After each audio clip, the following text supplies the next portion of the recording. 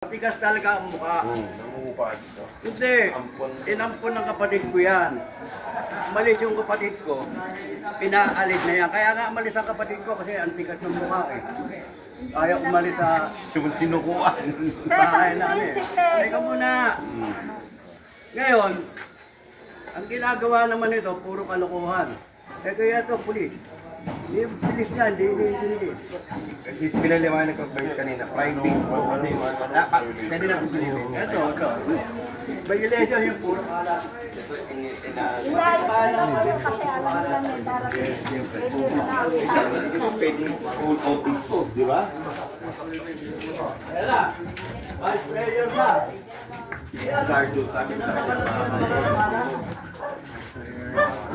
Yan. Vice Mayor na yung kaharap ko. Sana naman, wag naman ano. Yun. Tingnan nyo ginawa sa bahay ng kapatid ko. Oh my God.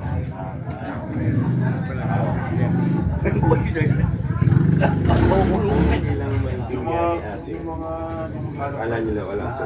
Mahirap kasi na pumasok ang isang authority. Vice Mayor na. Hindi mo inaayos. Bigyan mo ako ng deadline. Paulit-ulit. Ano mo, pwede mo papuntahin yung health and sanitation dito para ikaw ay makulong. Tsaka Sardos po, Vice, Pag hindi mo inayos yan, bibigyan kita ng 5 araw. Ha? Pag hindi mo inayos yan, darating ang health sanitation dito at may kaso ka. Dahil nakakasakit yung mga kamag-anak dito dahil sa'yo. Makikiraan po. Tsaka pagka Kaya mo ayusin yun eh. Ayan, kunukunan ka na. Ha? Tignan mo. 1 week nga binigay ko, Vice eh. Pasalamat ka, hindi ko pa Tignan mo. pinapanayos dito. Ang kapal ng mukha mo. Ayusin mo. Nagda-drugs ba to? Ha? Kunan nyo. Nagda-drugs ba to, Tay? Ate, Ha? ano daw pa? Nagdodroga ka ba? Ha?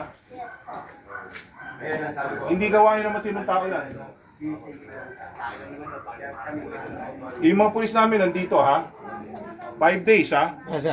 Pag hindi mo inayos yan, may problema ka.